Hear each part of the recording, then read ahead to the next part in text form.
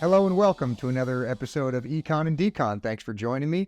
This is going to be the second episode in our three-part series on inflation. So again, if you haven't watched the first episode on how to understand inflation, the link is right here. I suggest you go check it out. Now, today we're going to break the video into two parts. The first part is going to be who exactly does benefit from inflation, because not everybody does. And the second part is going to be how the government benefits exactly from hiding it from you. And then again, in part 3 next time, we'll talk about how exactly they're hiding it from you with all the receipts. So thanks again for joining me. I hope you'll stick around for the whole video and learn something with me. So one thing I do want to touch on before we get into those two major topics is this idea that inflation is somehow a law of growth. If you watched the video on the Federal Reserve, you'll remember that we talked about the Phillips curve. If you haven't watched the video, the link's right here, or you can just be the most ignorant person watching this video. It's fine, it's free country. But the Phillips curve, remember, essentially says that unemployment has an inverse relationship with inflation. So the more people have jobs, the more money they're spending, and so inflation goes up. The problem with this model, among other things, is that it treats people like they're only consumers and they're not actually also producers. But most people, if they have a job, they're in the business of producing goods and services. Again, going back to last video on inflation, MV equals PQ. More people working means the quantity of goods goes up, which actually puts downward pressure on price. Now, again, you don't have to take my word for it. Not only does the National Bureau of Economic Research say that there's no link between deflation and depression, you can just as easily have a boom in a deflationary period. And if you don't believe me, look at Switzerland. From 2012 to 2016, Switzerland experienced 5 straight years of deflation. Did their economy explode? Did their economy implode? Did people stop buying things? No, in fact, their economy grew all 5 years in a row. There will be a separate bonus video after this series where I'll dig into deflation more specifically because, like inflation, there are dangers to it. It's not some, evergreen perfect solution that's always going to be good for the little guy, but we'll dig into that more in another video. But for now, let's get back to our two major topics. Now, despite the mountain of criticism coming from outside economists, the Phillips curve is still being used by the Federal Reserve as a justification to continue inflating the money supply pretty much constantly. If you've been following the Federal Reserve over the last 10 years, which probably none of you have, they've been begging for more inflation. They've been attempting to create more inflation and were upset that they were not able to create enough of it. But thank God, Jerome Powell in the last few years has made sure that your bills are going up fast enough. Busy za Dinaris Hungarian, Munya za Drizoti. Misa! Misa!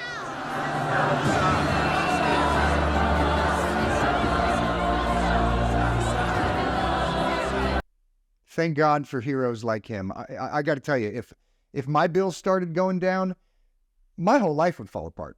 So before we actually get into who benefits, don't just take my word for it. Let's listen to the chairman of the Federal Reserve, Jerome Powell, talk about whether or not inflation benefits everybody. Now, in this clip, he's actually talking about low interest rates, but as we discussed in the Federal Reserve video, keeping interest rates artificially low is how the Federal Reserve creates inflation.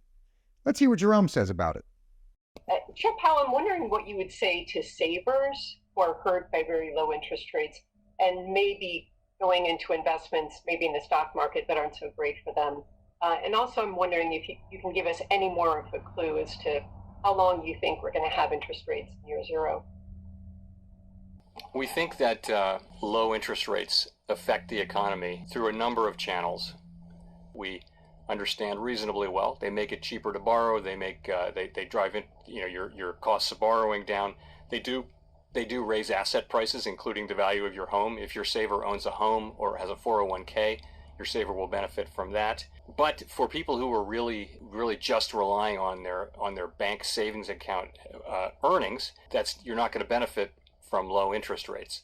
But we have to look out for the overall economy. And it's not to say they're good for every single person, but that shouldn't stop us from doing what we think is good for the whole. And that means we're going to be very patient. That means we're not going to be in any hurry to move rates up. What Jerome Powell just admitted is that the low interest rate inflationary policies of both the Federal Reserve and the U.S. government, which have led to 80 straight years of inflation in this country, are good for some people at the expense of others. So for 80 years, the most powerful organizations in our financial system have been picking winners and losers. And they've been picking the same winners and the same losers for 80 straight years. So let's dig into who these winners are, right? Because, spoiler alert, you're a loser. The first and most obvious category of people who benefit from inflation is debtors. Because if I can borrow money today and I don't have to pay it back until a year from now, 10 years from now, 30 years from now, and I can count on the dollars I repay the debt in being worth less than the dollars I borrowed in, that counteracts my interest rate. I get a big benefit if I know I'm paying them back in devalued dollars years later. So anybody who has a tremendous amount of debt wins in inflation. And who is the largest debtor in the history of the planet? The U.S. government. The second category is asset owners. Anybody who owns assets will get a big boost from inflation, especially constant inflation. And there's two reasons. Number one, asset inflation outpaces wage and price inflation, especially wage inflation. Anytime you have constant inflation, people try to funnel into assets. And the reason is because if I can buy a house this year and I know that house will be worth twice as much in 5 or 10 years, then that's a pretty good investment. I don't have to sit on this money in the bank and wait for it to be devalued. I want to put my money into things that I know will hold their value. As the value of the dollar goes down, as inflation goes up over time, these assets will hold their real value. They will go up. So constant expectable inflation funnels people into assets, anything from the stock market to houses to companies, things like that, because they know they'll keep up with inflation, and in fact, more than keep up with inflation.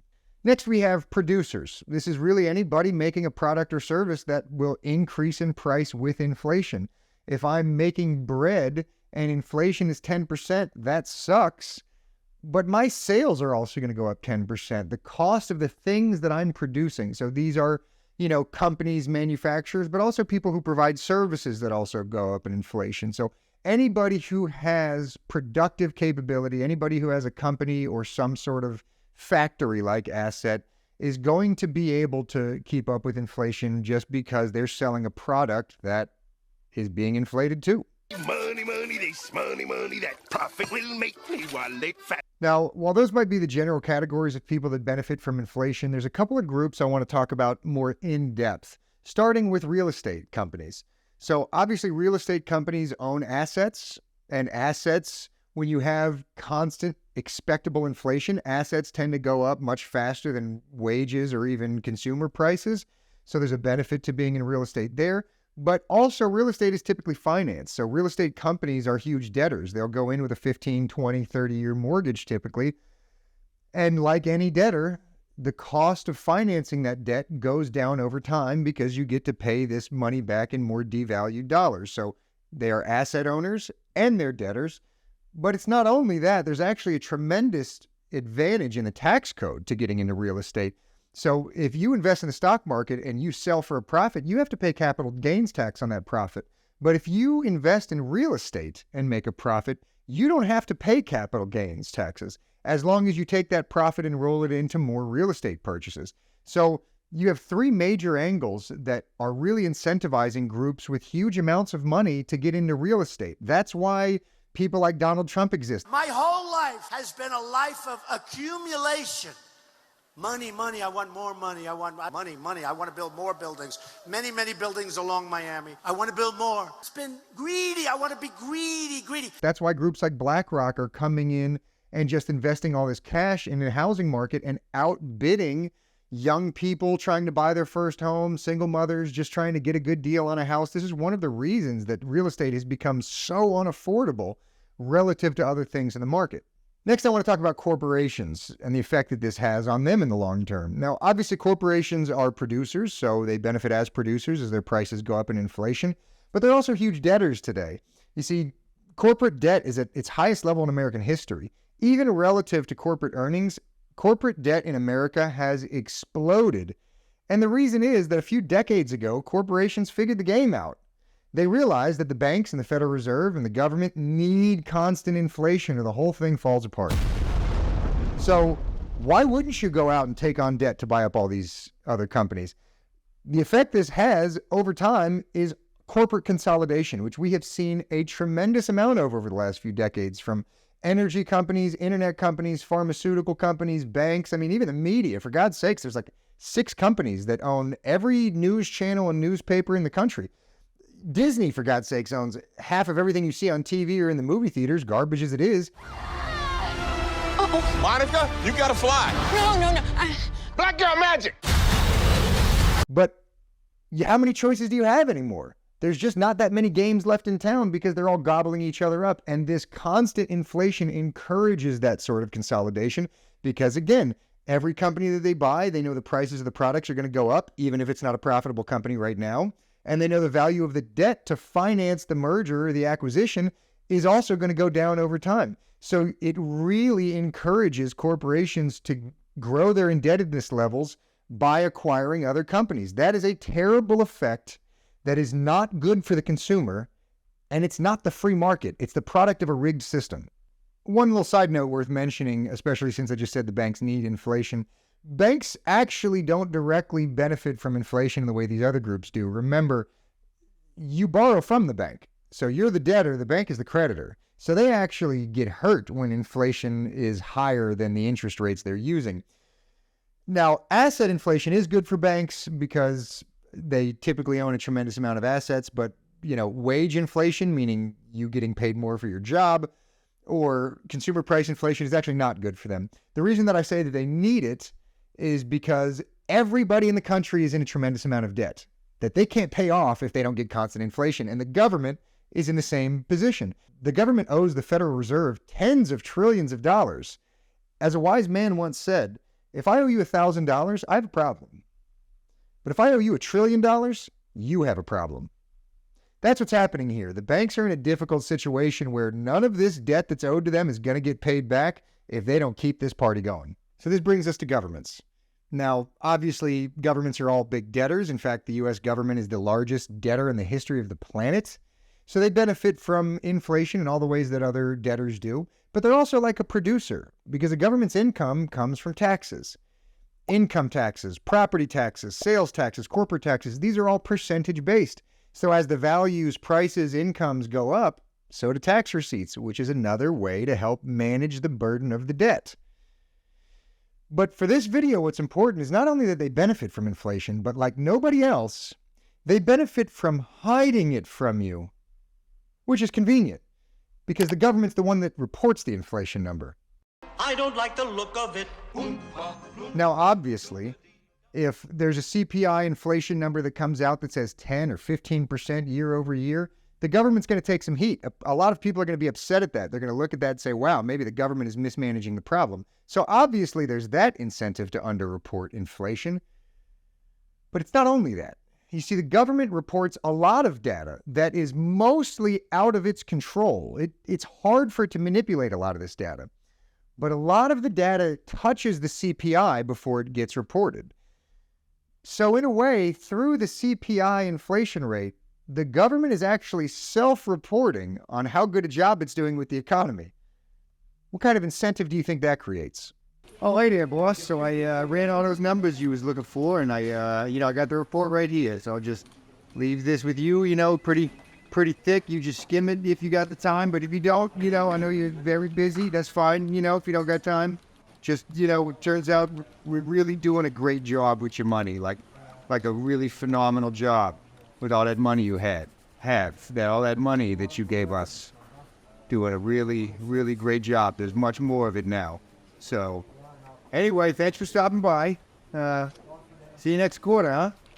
The first important number that the CPI touches is GDP. This is gross domestic product. Essentially, this is the national income.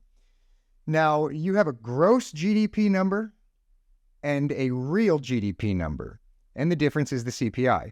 Now, the gross GDP number, the gross national income, the government can't manipulate. It doesn't have a way to do it. Those numbers are fairly concrete. But what people really care about is the real GDP number, which is essentially the gross GDP increase minus inflation.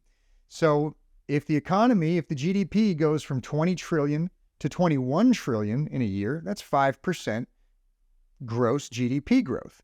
But if the CPI says that there was 3% inflation, well, 3 of that 5% was just due to inflation and prices going up. It wasn't real growth. So they report a real GDP growth of 2%. But what if that CPI number was understated? The economy may not have grown at all. In fact, it may have shrunk.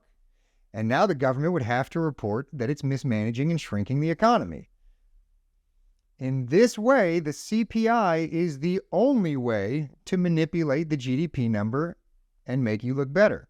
When you understand this, suddenly you look back at years like the Obama years where we had the longest expansion we've ever seen, longest expansion in U.S. history, but all of those real GDP growth numbers were very low. And suddenly you realize every one of those years may have been contaminated by bad CPI, and it doesn't take much underreporting to turn the longest expansion in U.S. history into a sneaky depression. That's fair to say. Now, next we have real wage growth. Now, in the same way, the government cannot really fake the gross wage growth numbers. But real wage growth, meaning how much more money wage earners are getting for doing their jobs, that touches the CPI number. So according to the government's own numbers, since 1979, we have only seen 9% increase in real wage growth since 1979. Again, if you watch the last video, I talked about the period between 1870 and 1877, where we saw 20% real wage growth for wage earners in 7 years under deflation. But somehow, according to the government's own numbers, we have only seen 9% in the last 40 years. But that's with the government CPI numbers. You see, if CPI has been understated by even 0.2% per year on average, then wages have gone down since 1979, meaning the rest of the economy has gotten rich. Banks are getting richer. The rich are getting richer. Housing prices are skyrocketing. People with wealth are getting wealthier. But wage earners and workers have not shared in any of the benefit. Now, I think a big part of that is because of the inflationary nature of the last 40 years of this country, which is totally artificial. But what's really damning here is that through the CPI, you can hide that and pretend that at least workers are getting something. I got 5 pieces of candy. I got a chocolate bar. I got a quarter. I got a rock. The last issue we'll talk about that the CPI touches, to me, is by far the most damning. And it has to do with Social Security payments. You see, every year the government has a tremendous liability to make payments to senior citizens who paid into this program their entire lives. And every year the payment that they owe senior citizens goes up. It goes through what's called a cost of living adjustment, a COLA. Every single year, the payments to senior citizens have to go up to keep up with inflation. That's the deal. And what determines the COLA? You guessed it, the CPI. So if the government is underreporting the CPI, they are doing so at the direct expense of senior citizens. You gonna let them do that to your grandma? Albert Einstein once said, the most powerful force in the universe is compounding interest. And that's what we're talking about here. You see, Social Security has been a political football for 50 years. 50 years ago, in the 70s, people realized that this was not necessarily a viable program. This was a ticking time bomb of retirees who don't have enough taxpayers to pay for their benefits. And so every 5 to 10 years, you hear politicians argue about changes that need to happen to Social Security because the funding is running out. But raising the retirement age or lowering benefits for senior citizens who spent 40 years paying their taxes is the fastest way to lose political office. But what the Reagan administration figured out in the 80s was genius. You see, they figured out if you just lower the CPI, if you just underreport the inflation number, then the cost of living adjustments will lower the benefits for you every year in a way that compounds. That's what's happening to senior citizens. And this is especially bad because healthcare costs have actually been going up faster than anything. And that's the number one expense for most retirees because Medicare doesn't cover everything. So if the CPI is being underreported, it is benefiting the government in a compounding way, a way that gets more pronounced every single year, directly at the expense of senior citizens. And it's a way that the government doesn't actually have to adjust Social Security nearly as much. It is the most politically genius way possible to screw your grandmother. That's gross, and I regret it immediately. But you get the point that I'm making. This is the most evil thing imaginable. Underpaying seniors who were promised this benefit in a way that compounds every year after they paid 40 years of taxes is inexcusable, and it is evil. Ow! Oh! Ow! Have you ever seen such cruelty? Oh! Oh! Ow!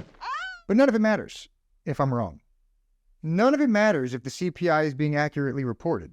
Now, in 2022, the CPI number, I believe, was 7.9%. Does anybody believe in 2022 that your bills only went up 7.9%?